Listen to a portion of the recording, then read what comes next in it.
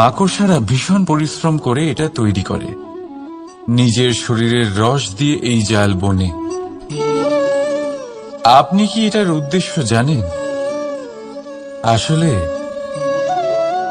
মাকড়সা এই জালে ছোট কীটপতঙ্গ ধরে তাদেরকে খাদ্যরূপে গ্রহণ করে।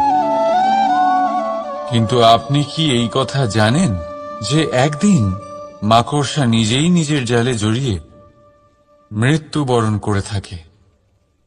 বলুন, কি করেন আপনি এই জাল দেখতে পেলে? দেখতে পেলেই মুছে ফেলেন এর অস্তিত্ব, তাই না? তেমনি অন্যদিকে পাখির বাসা, পাখিরাও ভীষণ পরিশ্রম করে এটা তৈরি করে। কিন্তু যদি পাখি একদিন এটা ছেড়ে চলে যায়, তাহলেও লোকে এটা নষ্ট করে দেয় না। কারণটা কি? এর কারণ হলো এর নির্মাণ জীবন সঞ্চারের জন্য করা হয়েছিল, নষ্ট করার জন্য নয়। তাই মনে রাখবেন, জীবনে আপনার পরিশ্রম যতই বেশি হোক না কেন, যদি আপনার লক্ষ্য শুভ না হয়, তাহলে আপনারও বিনাশ নিশ্চিত। তাই সৃজন করতেই থাকুন, আর মুগ্ধ হয়ে বলুন, রাধা রাধা।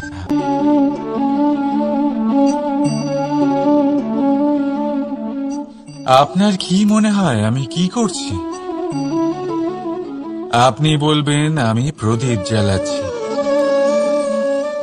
সঠিক, কিন্তু প্রশ্ন হচ্ছে যে আমি কি আপনাকে বলেছি যে একে প্রদীপ বলা হয়? না। এই প্রদীপ কি নিজেই নিজের পরিচয় আপনাকে দিয়েছে? না। তাহলে আপনি কি করে জানলেন যে একে প্রদীপ বলা হয়? উত্তর হচ্ছে প্রকাশ, যে স্বয়ং জ্বলে অন্ধকারের মধ্যে সংসারকে পথ দেখায়, সেটাই প্রদীপ। যা নিরাশার মাঝে আশার আলো প্রদর্শন করে, সেটাই প্রদীপ। অপর দিকে আছে সাপ, যাকে না দেখেও তার ফনার আওয়াজ শুনেই লোকে ভয় পেয়ে যায়। তার মানে ব্যক্তির পরিচয় তার কর্মের দ্বারা পাওয়া যায়। তাই আপনার এটা বলার প্রয়োজন নেই যে আপনার পরিচয় কি। এটা আপনার কর্মই নিশ্চিত করবে যে লোকে আপনাকে প্রদীপ ভেবে ভালোবাসবে নাকি সাপ ভেবে ভীত হয়ে থাকবে। রাধা রাধা। প্রকৃতি মানুষকে এক বিশেষ শক্তি দিয়েছে, অন্য জীবের থেকে বেশি শক্তি দিয়েছে। স্মরণ শক্তি। এই শক্তি মানুষকে অন্য জীবের থেকে ভিন্ন করে, ইতিহাস রচনা করার প্রেরণা দেয়, জ্ঞানকে বংশানুক্রমে এগিয়েও নিয়ে যায়। আর যারা ভুলে যান, অধিকাংশ সময় তারা উপহাস আর দয়ার পাত্র হয়ে যান। কিন্তু এটাই কি প্রকৃত রূপে সত্য? না। এই স্মরণ শক্তি মানুষের বিকাশে সব থেকে বড় বাধা হয়ে দাঁড়ায়। তার মনকে দূষিত করে দেয়। খারাপ অভিজ্ঞতা, কারোর করা বিশ্বাসঘাতকতা, কারোর কটাক্ষ বেশিরভাগ মানুষই ভুলতে পারেন না, আর তারপর প্রতিশোধ নিতে উদ্যত হন। প্রথমে সময় নষ্ট করেন প্রতিশোধের প্রস্তুতিতে, আর তারপর সময় নষ্ট করেন প্রতিশোধ নেওয়ার সুযোগ খুঁজতে। যদি সন্তুষ্টি পেতে চান, যদি জীবনে আনন্দ পেতে চান, তাহলে স্মরণ শক্তির সদ্ব্যবহার করুন। নিজের স্মরণ শক্তিকে চালনা করুন শুধুমাত্র ভালো কথা আর ভালো স্মৃতির দিকে। জীবনে আনন্দ পাবেন, রাধা রাধা। সময় কত বিচিত্র হয়। সময় আমাদের পক্ষে থাকলে আমরা নিজেদের রাজা মনে করে নিই, আর সেই সময় যদি বিপক্ষে চলে যায় তাহলে নিঃস্ব হতে সময় লাগে না। তাই মানুষের একটা অভ্যেস আছে, খারাপ সময়ের জন্য কিছু সঞ্চয় করা। আত্মীয়, বন্ধু খারাপ সময় পাশ থেকে সরে যায়। যশ, মান প্রতিকূল সময় চিরস্থায়ী হয় না। তাই মানুষ মনে করে অর্থ সঞ্চয় করাই শ্রেয়। অর্থের কোনো হৃদয় নেই যা সময়ের সাথে পরিবর্তিত হবে। সংসার বলে সর্বদা অর্থ সঞ্চয় করতে থাকুন। খারাপ সময় অবশ্যই কাজে লাগবে, কিন্তু আমি বলবো শুভ কর্ম করতে থাকুন, আনন্দে থাকুন, নিজের ওপর আর ঈশ্বরের ওপরে বিশ্বাস রাখুন। খারাপ সময় কখনো আসবেই না। রাধা রাধা। বিরোধিতা এমন এক শব্দ যা শুনে আমরা সবাই ভয় পেতে থাকি। যদি কেউ আমাদের বিরোধিতা করে তা আমাদের সহ্য হয় না। আমরাও কারোর বিরোধিতা করে কোনো শত্রুতা করতে চাই না। এই ধরনের ভাবনা আমাদের মনে আসতেই থাকে। কিন্তু বিরোধিতা এই শব্দ আপনার শান্তির জন্য, আপনার সুখের জন্য কতটা গুরুত্বপূর্ণ তা আপনারা জানেন না। তাই যদি কাল এসে কেউ আপনার বিরোধিতা করে, তখন সবার আগে নিজেকে যাচাই করুন। আপনি কি ভুল করেছেন? আপনার দোষ কি? নিজের মধ্যে কি ত্রুটি আছে সেটা বোঝার চেষ্টা করুন। নিজেকে সংশোধন করার চেষ্টা করুন, তারপর দেখুন বিরোধিতার এই আগুন আপনাকে স্বর্ণ থেকে কুন্দন বানিয়ে তুলবে। বলা হয় এই সংসারে খারাপ বেড়েই চলেছে, কিন্তু তার কারণ এ নয় যে খারাপ মানুষ বেড়ে চলেছে। তার কারণ হলো যে ভালো মানুষ, যাদের ভালো চিন্তা, ভালো বিচারধারা আছে, তারা খারাপের বিরোধিতা করতে পারে না। যদি আপনার সম্মুখে কোনো খারাপ কর্ম হয়, তাহলে তার বিরোধিতা করতে সংকোচ করবেন না, কারণ বিরোধিতার এই আগুন মন্দকে পিছুপা হতে অবশ্যই বাধ্য করে। রাধা রাধা। মানুষ নিজের পরিবারের জন্য কত কিছুই না করে, দিন রাত পরিশ্রম করতে থাকে যাতে তার পরিবারের প্রয়োজন পূরণের জন্য অর্থ রোজগার করতে পারে।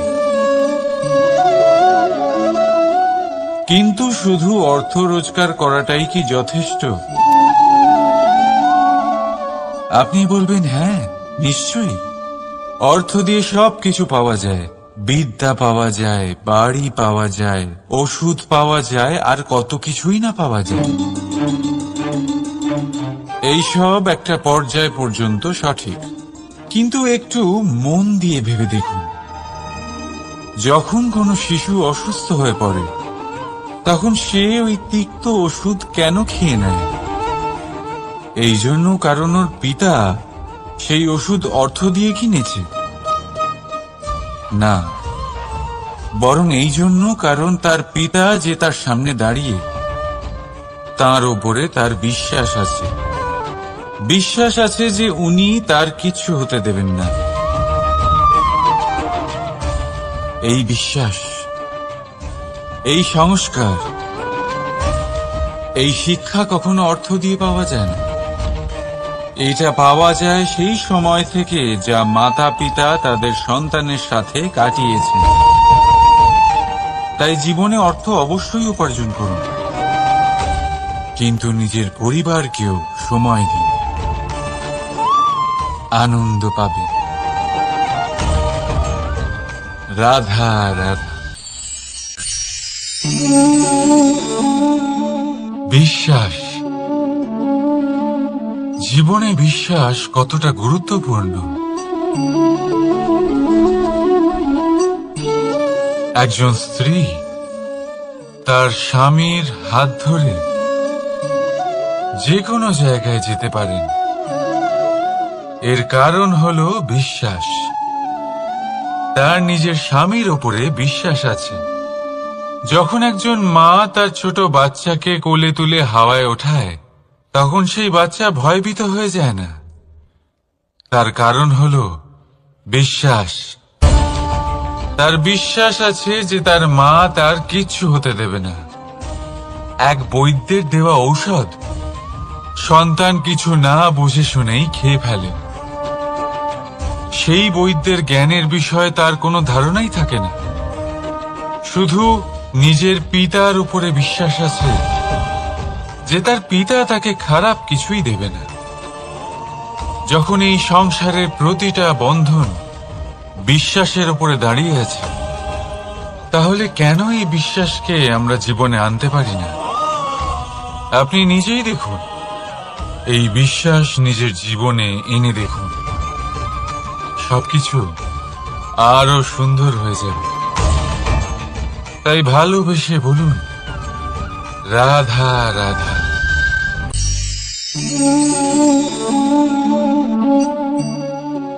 অহংকার, এই শব্দটা সবাই শুনেছেন। বহু মানুষকে আপনি এটা বলতে শুনেছেন যে ওই ব্যক্তির অহংকার আছে, ওই মানুষটির ক্ষমতার অহংকার আছে, ওই ব্যক্তির নিজের রূপ নিয়ে অহংকার আছে, ওই ব্যক্তির নিজের অর্থের অহংকার আছে, ইত্যাদি ইত্যাদি। কিন্তু এই অহংকার, এর অস্তিত্ব হয় কি করে? এবারে একবার এই হাতটা দেখুন। যদি এই হাতের 5 আঙ্গুল উঠে দাঁড়ায়, আশীর্বাদ। আর যদি এই হাতের 5টা আঙ্গুল একসাথে মুঠো হয়ে যায়, শক্তি, সংকটের বিরুদ্ধে ঢাল।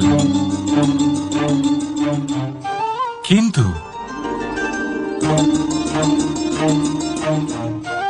এই একটা আঙুল সংকটের কারণ হয়ে দাঁড়াতে পারে।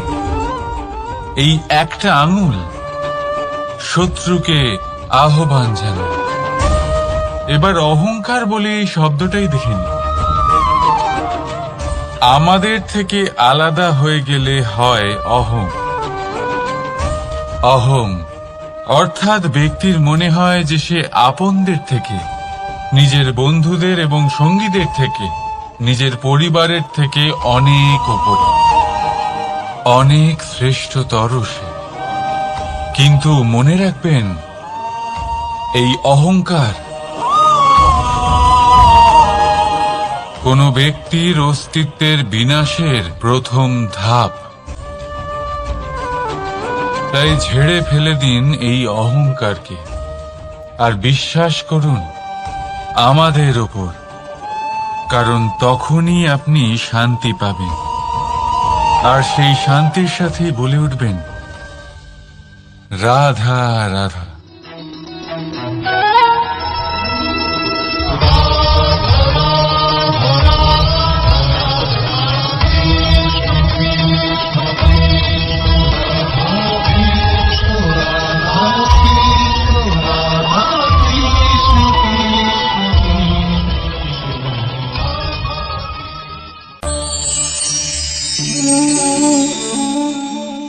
সাফল্য, যদি আপনাকে জীবনে সাফল্য পেতে হয়, তাহলে আপনি একাধিক মানুষ পাবেন যারা একাধিক উপায় বলবে আপনাকে সাফল্য পাওয়ার।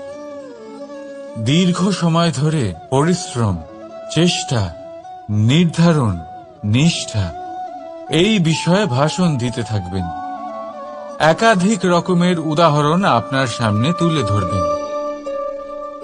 কিন্তু আমার এটা মনে হয়, আমরা কেন সেই বিষয়ে কথা বলি না যা মানুষকে অসফল করে তোলে?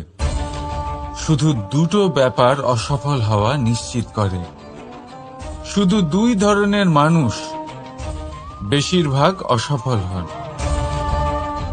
প্রথম তারা যারা ভাবে অনেক কিছু কিন্তু কিছুই করে না, আর দ্বিতীয় তারা যারা অনেক কিছু করতে থাকে কিন্তু ভাবনা চিন্তা না করে।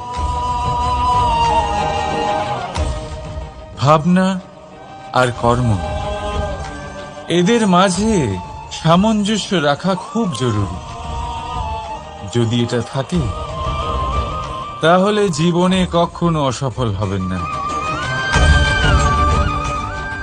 রাধা রাধা। আপনি অনেককে এই কথা নিশ্চয়ই বলতে শুনেছেন,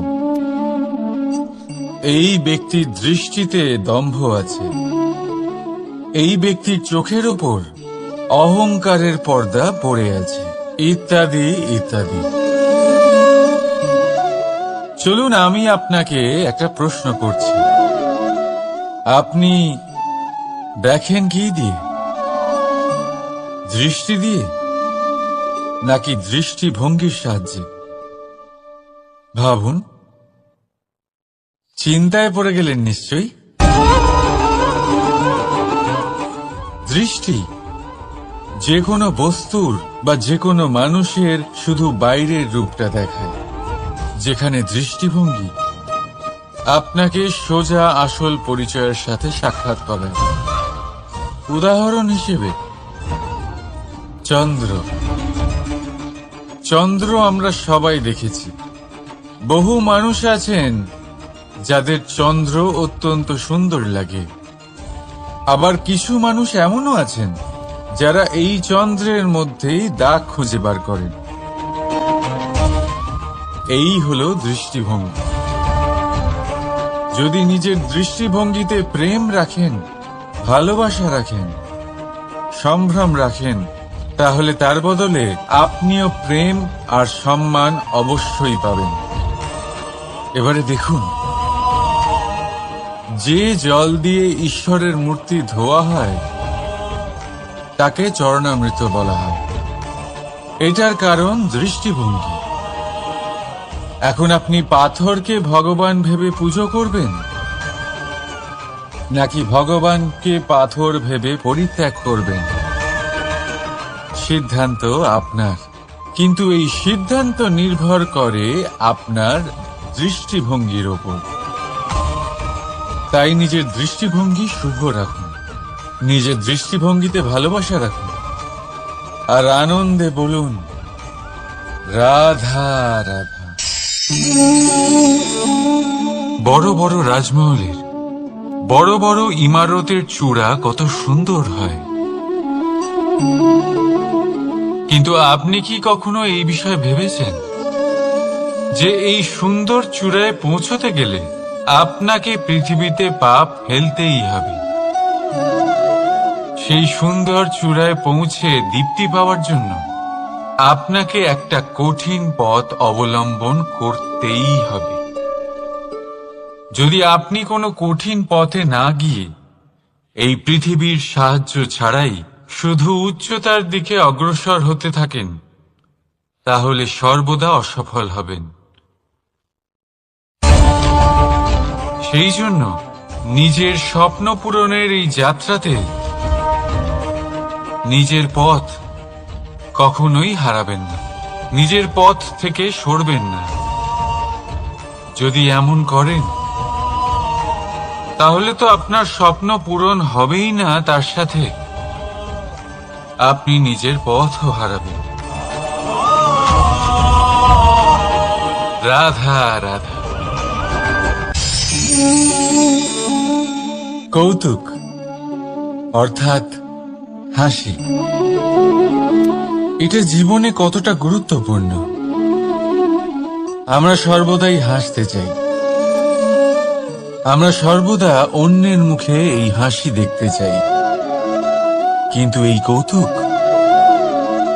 এই কৌতুক অনেক প্রকারের হয়। আর এই কৌতুকের ভিত্তি কি সেটাও খুব গুরুত্বপূর্ণ। কৌতুক কেবল তখনই পাবেন যখন তা শুদ্ধ মন থেকে আসবে। কৌতুক তখনই পাবেন যখন তার সামনের জনকেও হাসিয়ে তার কষ্ট হরণ করবে। এবারে যদি কৌতুক হিংসার থেকে বেরোয়, তখন তা কটাক্ষ হয়ে যায়, সামনের মানুষের মনে আঘাত করে। তারপরে সে তৈরি থাকে যে কখন আপনার উপরে আবার প্রহার করতে পারবে। তাই যদি হাস্য কাউকে ছোট করার জন্য হয়, তা হাস্য নয়, উপহাস হয়ে যায়।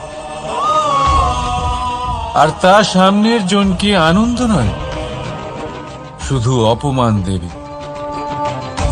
আর অপমানিত ব্যক্তির মন তিক্ত হয়ে থাকে।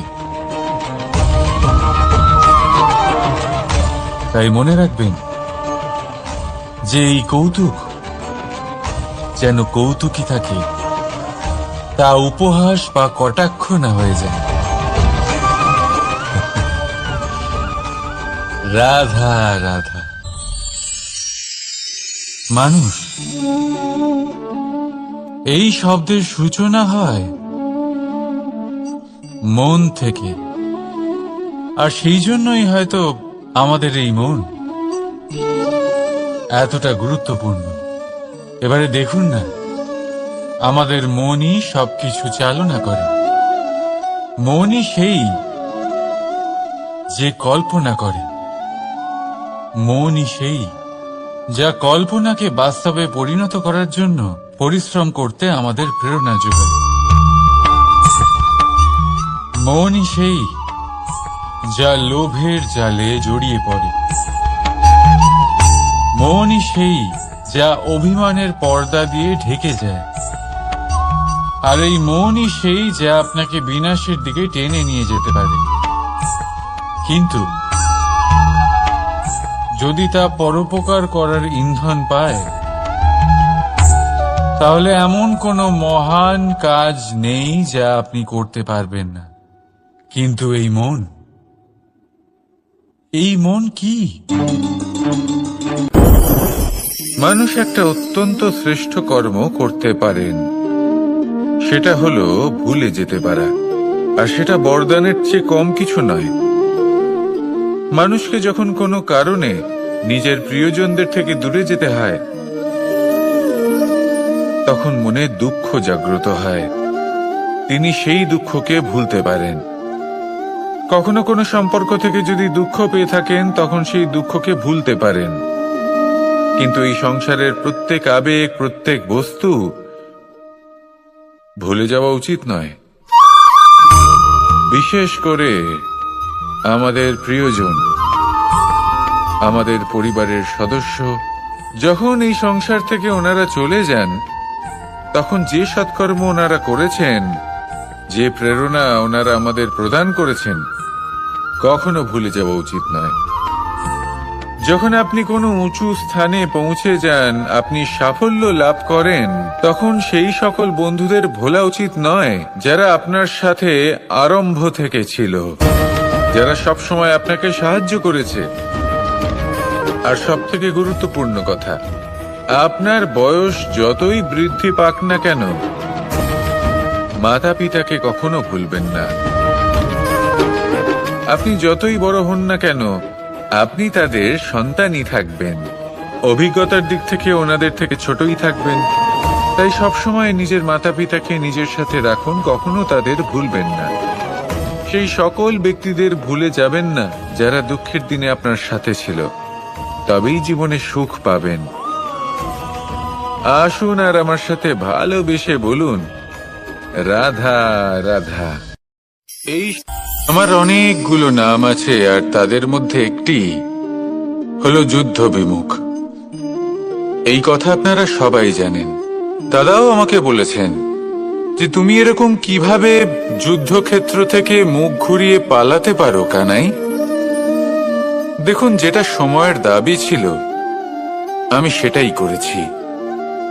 যদি আমি রণভূমি ত্যাগ করে না পালাতাম, তাহলে কে জানে কত সৈনিক নিজেদের প্রাণ হারাতেন, কে জানে কতগুলি পরিবার নিজেদের বাঁচার আশা হারাতেন, কে বলতে পারে হয়তো কত প্রাণী এই সংসার ত্যাগ করতেন। আর তাই কখনো কখনো যুদ্ধ বিমুখ হওয়াই শ্রেয়। কখনো জীবনের ক্ষেত্রেও এটা প্রযোজ্য। যদি দূরে চলে গেলে আপনার সম্ভাবনা বৃদ্ধি পায়, তাহলে দূরে চলে যান। দূরে চলে যান সেই সকল ব্যক্তিদের থেকে যারা কথায় কথায় আপনাকে অপমান করেন, আপনার নিন্দা করেন, আপনাকে বাধা দেওয়ার চেষ্টা করেন, আপনাকে ছোট করেন। কারণ তাদের সাথে থেকে, সেই সকল ব্যক্তিদের সাথে থাকলে যারা আপনার মূল্য বোঝেন না, আপনি নিজের আত্মসম্মান, নিজের আত্মবিশ্বাস, নিজের ব্যক্তিত্বকে নত করে ফেলবেন। দূরে চলে যান সেই সকল সংঘর্ষ থেকে, সেই সকল পরিস্থিতি থেকে যাদের সম্মুখীন হয়ে আপনি কোনো পরিণামেই পৌঁছতে পারবেন না। যদি আপনি এইভাবে যুদ্ধ বিমুখ হয়ে উঠতে পারেন, যদি এই প্রবৃত্তি আপনি নিজের মধ্যে জাগ্রত করতে পারেন, তাহলে আপনার সামনে সেই যুদ্ধ চলে আসবে যাতে বিজয় লাভ করে আপনি নিজের অস্তিত্ব খুঁজে পাবেন। আর সেটাই হলো সবথেকে বড় জয়লাভ। আসুন আমার সাথে ভালোবেসে বলুন, রাধা রাধা। এই সংসারের একটা নিয়ম আছে, বা বলতে পারেন লোকে তাই বলে, যে শক্তিশালী হয় সে শক্তিহীনকে নত করে দেয়। এমনটাই হয়, তাই না? আবশ্যক নয়। কখনো কখনো এমনও হয় একজন অসমর্থ ব্যক্তি সমর্থ ব্যক্তিকে নত করে দেন। এটা সম্ভব, এও হতে পারে। আর এটা তখন হতে পারে যখন তার মধ্যে ভালোবাসার শক্তি থাকে। ভালোবাসার শক্তি এই সংসারে সবথেকে বড় শক্তি হয়। এই ভালোবাসার শক্তি দ্বারাই নির্ধন সুদামা আমাকে দিয়ে নিজের পা ধুইয়ে নিল, কিছু না বলেই, কিছু না চেয়েই। এই কর্মের আধার ছিল শুধুমাত্র ভালোবাসা। খুব শক্তিশালী হয় এই ভালোবাসা।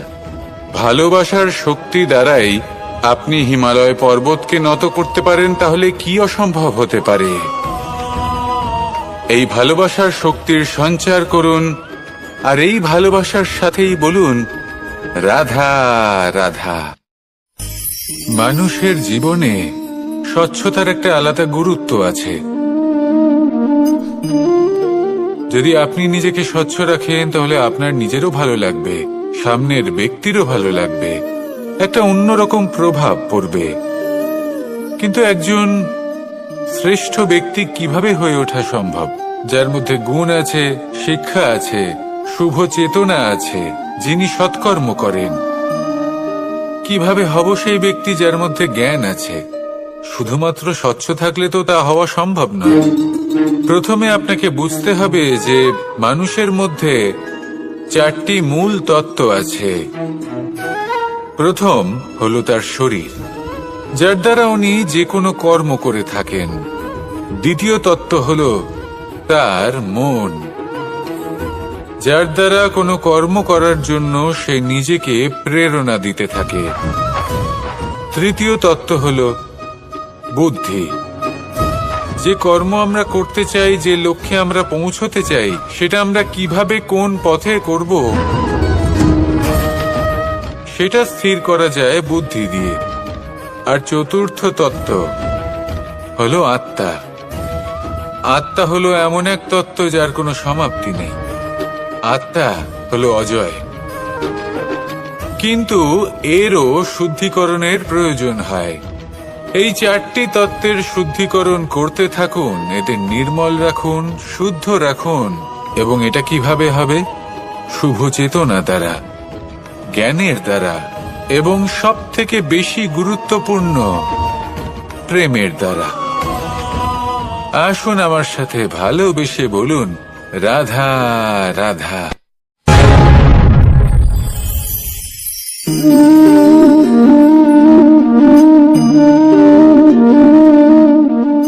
জল এই সংসারের সমস্ত প্রধান তত্ত্বের মধ্যে একটি। এই জল যে কোনো জ্বালা দূর করে, আগুনকে নিভিয়ে দেওয়ার ক্ষমতা রাখে, অবিরল অবিচল ভাবে প্রবাহিত হতে পারে, একে কেউ বাধা দিতে পারে না। এর পথে বাধা সৃষ্টি করলে নিজের পথ নিজেই খুঁজে নেবে, বা সে নিজেই নিজের পথ বানিয়ে নেবে, কিন্তু কখনো থামবে না।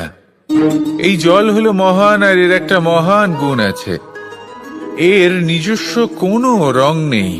কিন্তু যখন মেঘ থেকে বৃষ্টি রূপে পৃথিবীতে ঝরে পড়ে, তখন সমস্ত সংসারকে রঙিন করে তোলে।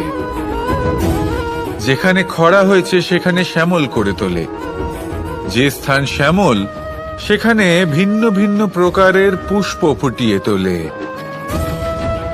এই জল, এই জলের মতন আমাদের হতে হবে। ওর যেমন কোনো রং নেই, আমাদেরও যেন কোনো অহংকার না থাকে। শুধু কর্মের এই ধারাতে বইতে থাকুন, এই সংসারের মঙ্গল করতে থাকুন, শ্রেষ্ঠ কর্ম করতে থাকুন। এই সংসারকে এটা বলার কোনো প্রয়োজন নেই যে আপনি কে। আপনি যদি কর্ম করতে থাকেন, তাহলে এই সংসার নিজে থেকেই আপনার মূল্য জানতে পারবে, আর তখন এই মন প্রসন্ন হয়ে বলবে, রাধা রাধা। একদিকে হলো আঙুর, আর অন্যদিকে কিশমিশ। দেখতে গেলে এই দুটোই সবারই খুব প্রিয়।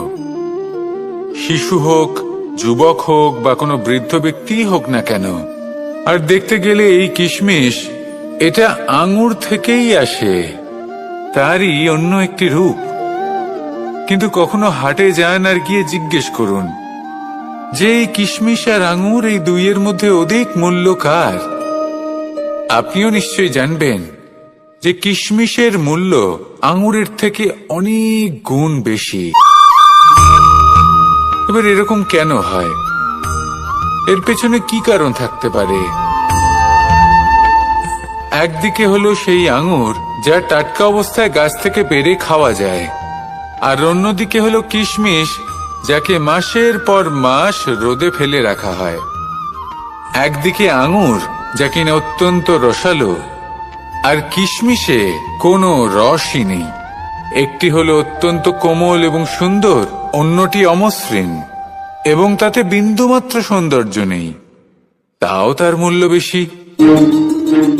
এইসব কেন হয়? এই কারণেই হয় কারণ সেই আঙুর অনেক মাস পর্যন্ত রোদ সহ্য করে থাকে, কষ্ট সহ্য করে থাকে, তবেই সেই আঙুর কিশমিশে পরিণত হয়। এবার জীবনের কড়া রোদ যাকে সহ্য করতে হয়, তার সাথেও এটাই হয়ে থাকে, তারও মূল্য আপনা থেকেই বৃদ্ধি পায়।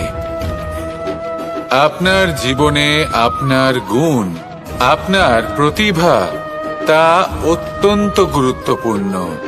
কিন্তু যখন আপনি অভিজ্ঞতা লাভ করেন, তখনই সেই অভিজ্ঞতা আপনার গুণ এবং প্রতিভাকে আরো অনেক বেশি শ্রেষ্ঠ করে তোলে। তাই জীবনের কঠোর রোদের মধ্যেও দাঁড়িয়ে থাকাটা শিখে নিন, সাহসের সাথে কঠিন পরিস্থিতির সম্মুখীন হওয়াটা শিখে নিন। ঠিক এইভাবেই অভিজ্ঞতা লাভ করতে হয়, আর এই অভিজ্ঞতা আপনার মূল্য বৃদ্ধি করতেই থাকবে, করতেই থাকবে। আর তখন এই মন প্রসন্ন হয়ে বলবে, রাধা রাধা। আমাদের সকলের জীবনেই দুই ধরনের ব্যক্তি থাকেন, বন্ধু এবং শত্রু। তারা হলেন আমাদের প্রিয় বন্ধু, যারা আমাদের জীবনে সবসময় আমাদের পাশে থাকেন। কখনো কখনো আমরা তাদের জন্য কিছুই করি না, তাও তারা আমাদের আনন্দ প্রদান করেন, ভালোবাসা প্রদান করেন। আর অন্যদিকে থাকে আমাদের শত্রু। দেখতে গেলে যখন আমরা জন্ম নিই, তখন কিন্তু আমাদের কোনো বন্ধু থাকে না, আমাদের কোনো শত্রুও থাকে না। কিন্তু যত ধীরে ধীরে আমরা জীবনে এগোতে থাকি, আমাদের বয়স বাড়তে থাকে, তখন আমাদের বন্ধু আর শত্রু এই দুইয়ের সংখ্যা বাড়তে থাকে। আর সেই সবকিছু নির্ভর করছে আমাদের কথার ওপর এবং আমাদের ব্যবহারের ওপর। এবারে আপনি যদি কোনো ব্যক্তিকে স্বাগত জানান উদার চিত্তে, ভালোবেসে, তাহলে সেই ব্যক্তি আপনার বন্ধু হবেই হবে। কিন্তু যদি আপনি নিজে হাতে কাউকে সামনে অগ্রসর হতে বাধা দেন, বিনা কারণে তার সাথে খারাপ ব্যবহার করেন, তাহলে তার মনে শত্রুতার বোধ অবশ্যই জেগে উঠবে। আর রইল বিষয় কথার, যদি আপনার কথা মধুর হয় তাহলে সবাইকে আপনি আপন করে নিতে পারবেন। এই কথাই যদি কটু হয় তাহলে আপনার আপনজনেরাও দূরে চলে যেতে পারে। তাই নিজের কথার ওপর সংযম রাখুন এবং নিজের আচরণ উদার করে তুলুন। জীবনে সুখী সুখ থাকবে। আসুন আমার সাথে ভালোবেসে বলুন, রাধা রাধা। এই সংসারে যখনই কোনো সমস্যা আসে, তখন আমরা আমাদের সব থেকে বড় সম্বলের কাছে আশ্রয় খুঁজি, তা হলো আমাদের বিশ্বাস। এবার প্রশ্ন হলো এটাই যে এই বিশ্বাস কার ওপর করা যেতে পারে? পরিবারের ওপর, বন্ধুর ওপর, নাকি তাদের ওপর বিশ্বাস করা উচিত যাদেরকে আমরা কখনো সঙ্গ দিয়েছি? দেখুন, এই সংসারে বিপদের সম্মুখীন হলে কে আপনাকে সাহায্য করবে সেটা নির্বাচন করা আপনার হাতে নেই। সেটা সেই সকল ব্যক্তির উপর নির্ভরশীল যে তারা আপনাকে সাহায্য করবে নাকি করবে না। অর্থাৎ যখনই কোনো বিপদ আসে, সর্বপ্রথম তার সম্মুখীন আমাদের নিজেকেই হতে হয়। আর তার জন্য প্রস্তুত থাকা প্রয়োজনীয়, সেই শক্তি, সেই সাহস অর্জন করা প্রয়োজনীয়। দেখুন, যখনই অন্ধকার আসে তখন সবার আগে কে আপনাকে ত্যাগ করে চলে যায়? আপনার নিজেরই ছায়া। এই অন্ধকারের সম্মুখীন হতে হয় অন্তরের প্রদীপের দ্বারা, অন্তরের আত্মা দ্বারা। তবেই আপনি অন্ধকারের ওপর জয়লাভ করতে পারবেন। সেই জন্য যে বিপদই আসুক না কেন, নিজেকে তার জন্য প্রস্তুত রাখা উচিত। সেই সাহস নিয়ে আসুন। এমন কোনো বিপদ নেই যে আপনাকে ভেঙে দিতে পারে। আসুন আমার সাথে ভালোবেসে বলুন, রাধা রাধা। এই সংসারে সব থেকে ভয়ানক এবং গভীর অন্ধকার কোনটা?